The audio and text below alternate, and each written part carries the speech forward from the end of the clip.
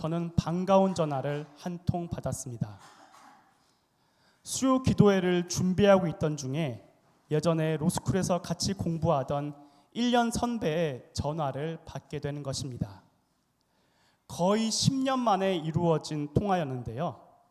그 변호사님은 제가 장흥에서 사역한다는 사실을 우연히 알게 되었고, 마침 며칠 후에 장흥 법원에서 재판이 있어서 장흥에 오게 되니 만나자는 것이었습니다.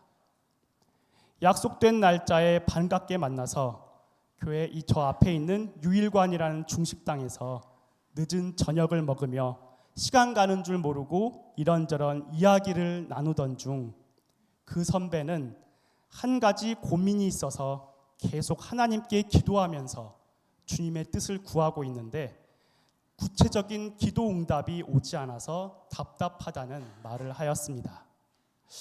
어떤 영적 고민이 있길래 심각하게 이토록 기도하는 것일까?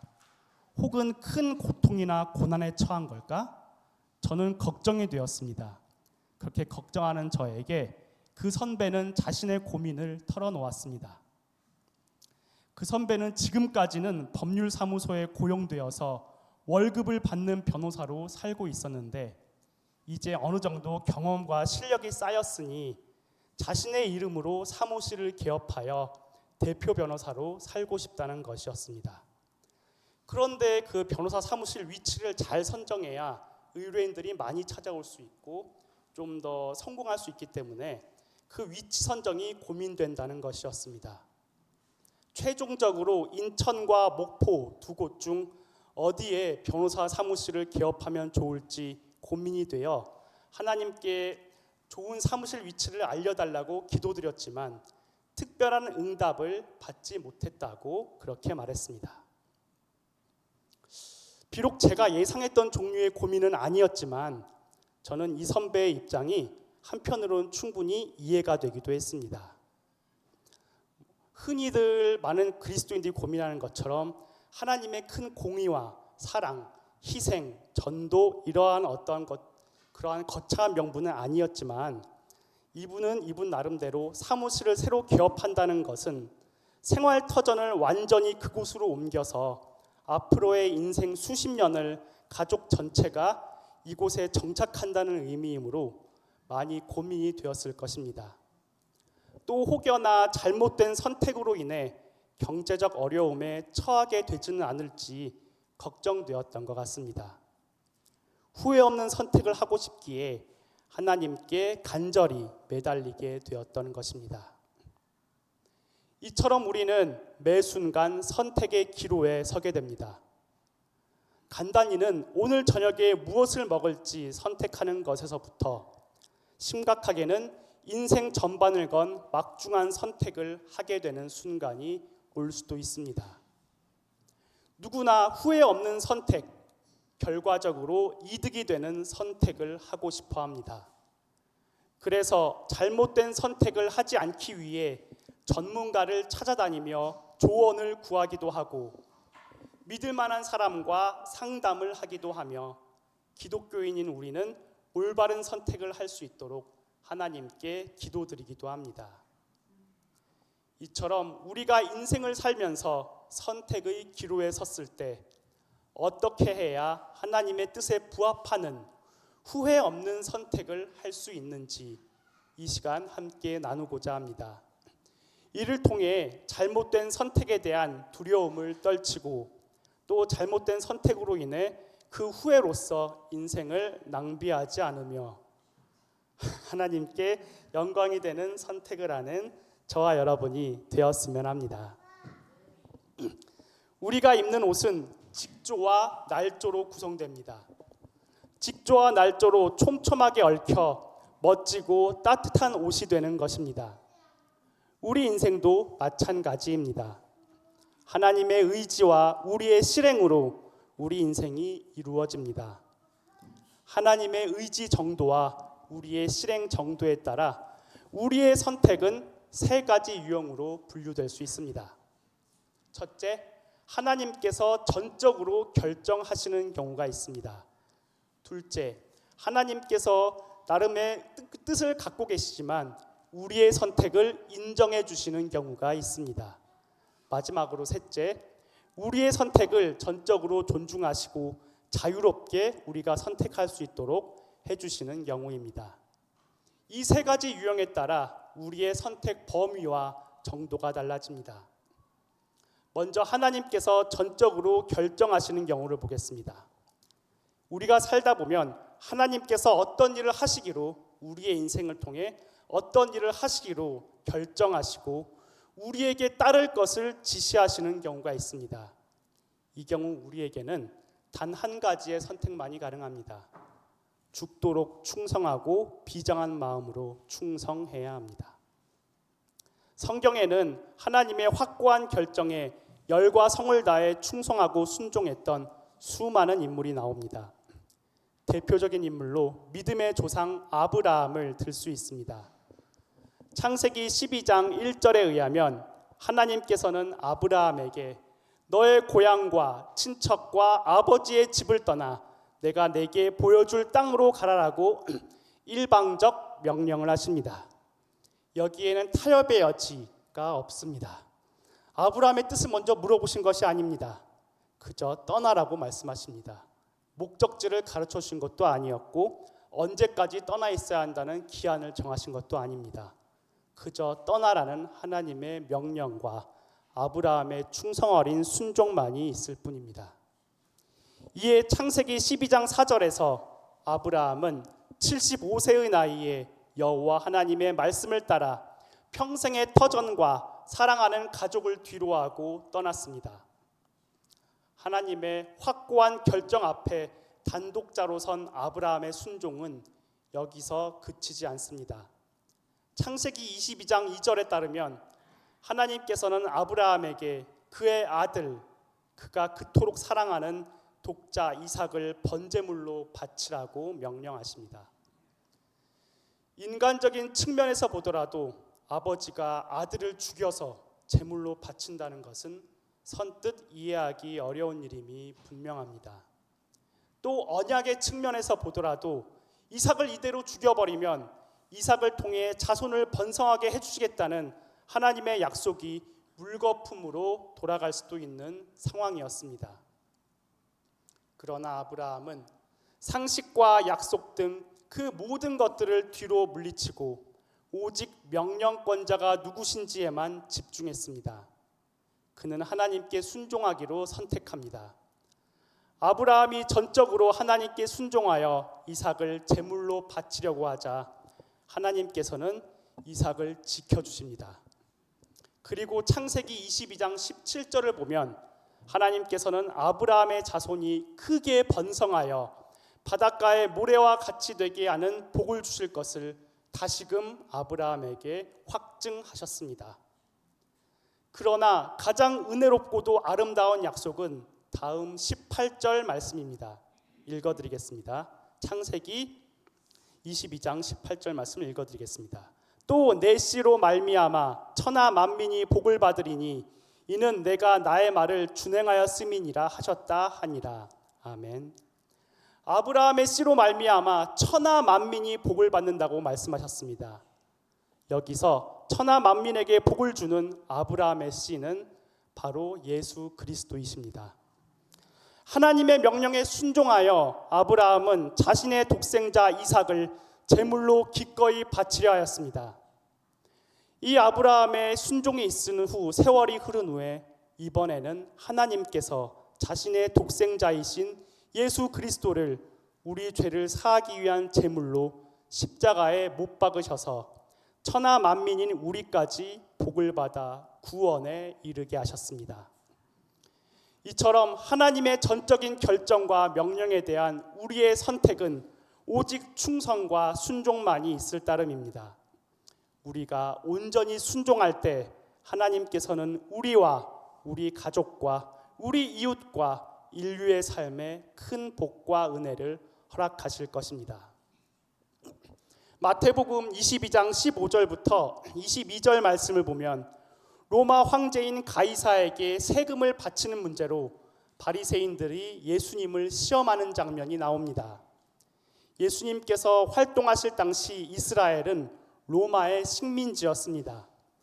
바리새인들은 만약 예수님께서 지배국인 로마가 부과한 세금을 내지 말고 거부해야 한다고 선언하신다면 이를 두고 내란 선동 행위로 몰아가서 예수님을 로마 당국에 고발할 작정이었습니다.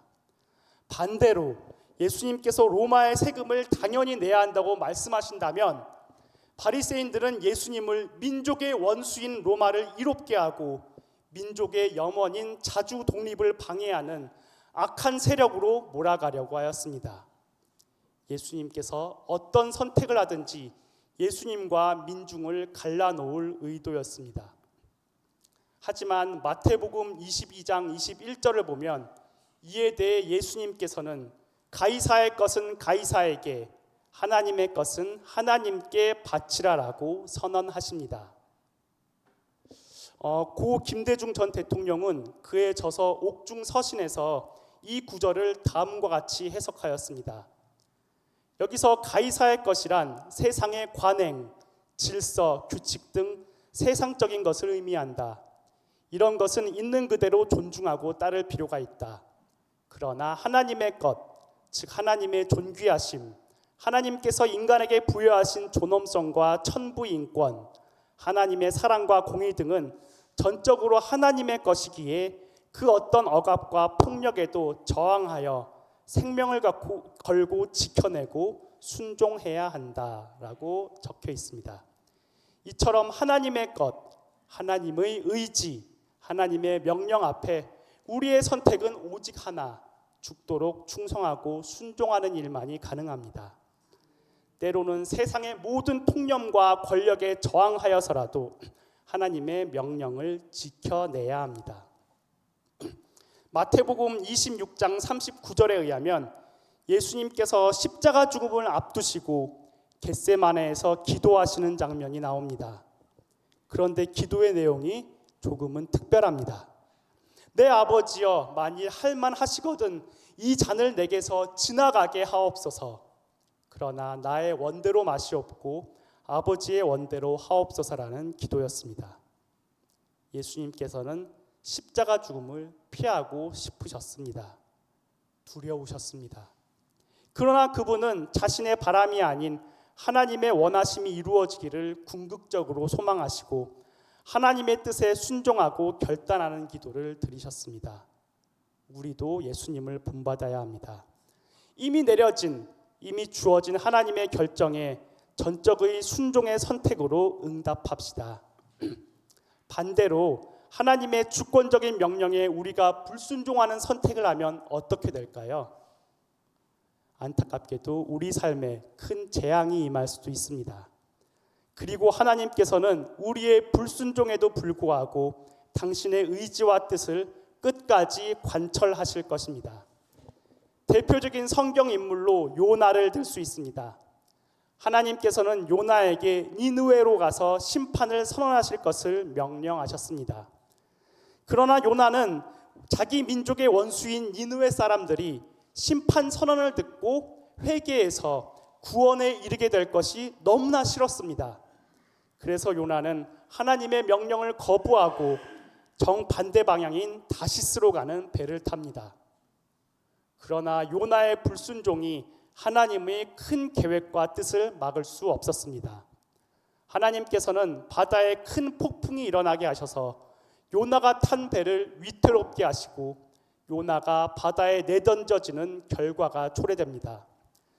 물고기의 뱃속에서 각성한 요나는 결국에 하나님의 뜻에 따라 니느웨로 가서 심판을 선언하여 니느웨 백성의 회개를 이끌어내고 그들의 멸망을 막는 역할을 하였습니다. 요나가 원하는 바는 전혀 아니었습니다. 그는 니느웨가 망하길 바랬습니다. 자기의 원수, 민족의 원수가 재앙을 받고 망하길 원했습니다. 그러나 하나님의 큰 뜻을 꺾을 수는 없었습니다. 요나가 원하는 바는 전혀 아니었지만 하나님의 뜻대로 이루어졌습니다.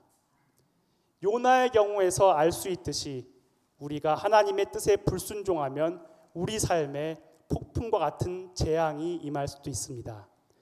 그리고 하나님께서는 그 불순종의 의지를 꺾어버리면서까지 당신의 뜻을 이루어 가실 수 있습니다.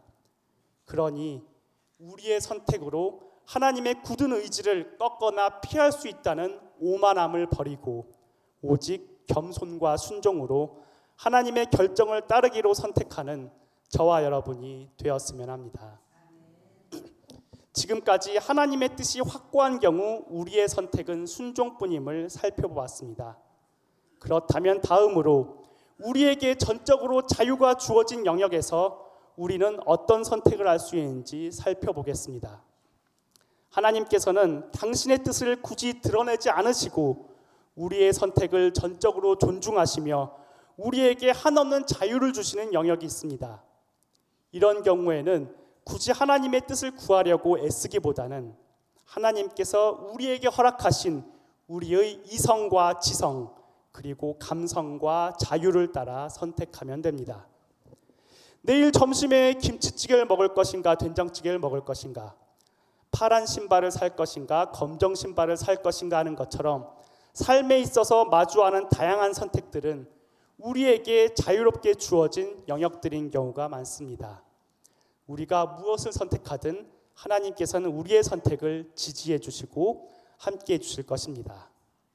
다만 하나님께서 우리를 존귀하게 만드셨다는 것, 하나님의 형상대로 만드셨다는 것을 기억하고 우리 자신을 좀 더 소중히 여기는 선택을 하면 더 좋을 것입니다. 예를 들어 비록 우리는 자유롭게 입에 맞는 달고 짠 음식을 많이 먹을 수 있는 자유가 있더라도 하나님께서 우리에게 주신 건강을 유지하기 위하여 식욕을 자제하고 채소와 과일을 더 많이 먹는다거나 우리가 스스로 번 돈을 자유롭게 쓸 수 있는 자유가 있다고 하더라도 일부는 남겨두어서 어려운 이웃을 위해 기부나 후원하는 등의 선택을 한다면 하나님께 우리 삶이 조금 더 기쁨이 될 수 있을 것입니다. 한없는 자유를 주시는 하나님이시지만 그 자유를 어느 정도 우리 스스로 자제하고 돌이키면서 하나님의 뜻대 하나님의 영광에 이르는 선택을 할 수 있습니다. 지금까지 우리는 두 가지 선택에 대해 살펴보았습니다. 우선 하나님께서 확고하게 의지를 갖고 계신 영역에 대해 우리의 선택은 충성과 순종뿐입니다. 반면에 하나님께서 우리의 선택을 전적으로 존중해 주신 영역에 대해서는 우리는 자유롭게 선택할 수 있지만 그런 영역에서도 하나님께 영광이 되는 선택을 하면 더욱 좋을 것입니다. 이제 마지막으로 그 중간 영역, 하나님의 뜻, 하나님의 원하시는 바는 따로 있지만 그럼에도 불구하고 우리의 선택을 인정해 주시는 영역이 있습니다. 우리의 선택이 옳기에 인정해 주시는 것이 아닙니다. 우리가 불완전하고 완고하며 연약한 존재임을 아시기에 우리에게 져주시고 우리의 선택을 인정해 주시는 것입니다. 마치 부모와 자식이 싸우면 자식이 이기고 스승과 제자가 싸우면 제자가 이기는 경우가 같습니다. 부모의 사랑이 자식의 사랑보다 더 크고 스승의 사랑이 제자의 사랑보다 더 크기 때문입니다. 사랑이 많은 쪽이 지게 되어 있습니다. 오늘 우리가 읽은 본문이 바로 이런 경우라고 할 수 있습니다. 오늘 본문은 이스라엘 민족이 기브온 주민들과 화친을 맺는 장면입니다. 하나님께서는 이스라엘 백성이 하나님께서 허락하신 땅을 차지할 때 그 땅의 족속을 다 몰아내서 우상과 악습을 철폐하고 하나님께서 정하시는 아름다운 율법이 살아 숨쉬는 나라를 만들기 원하셨습니다. 그러기 위해서는 인근 주민들과 함부로 화친하지 말고 그들을 몰아내기를 하나님께서는 바라셨습니다. 그런데 하나님께서 얼마나 위대하시며 전능하신지를 깨닫게 된 기브온 주민들은 하나님의 보호를 받기 위해 마치 자신들이 먼 지역에 있는 민족인 것처럼 이스라엘 지도자들을 속여서 화친을 맺습니다. 이는 명백한 이스라엘의 실수이고 잘못이었지만 하나님께서는 이스라엘의 선택을 인정하여 주셨습니다. 그래서 이후 아모리 족속의 5왕이 기브온을 침략할 때 기브온을 도우러 참전한 이스라엘에게 하나님께서는 큰 승리를 안겨주셨습니다. 이처럼 때로 우리의 선택이 하나님의 뜻과는 다른 방향이더라도 하나님께서는 우리 선택을 존중해 주시고 인정해 주시는 분입니다. 그만큼 넓으시고 우리를 많이 사랑해 주시기 때문입니다. 우리는 우리 뜻이 조금만이라도 안 이루어지면, 우리가 생각했던 그 속도, 그 방향에 조금이라도 아니면 하나님을 원망하기가 쉽습니다. 그러나 하나님께서는 우리를 너무나 사랑하시기에, 그리고 우리의 연약함과 부족함을 누구보다 잘 아시기에 우리를 기다려주시고 우리의 잘못된 선택까지 끌어안아 주시고 인정해 주시는 분입니다.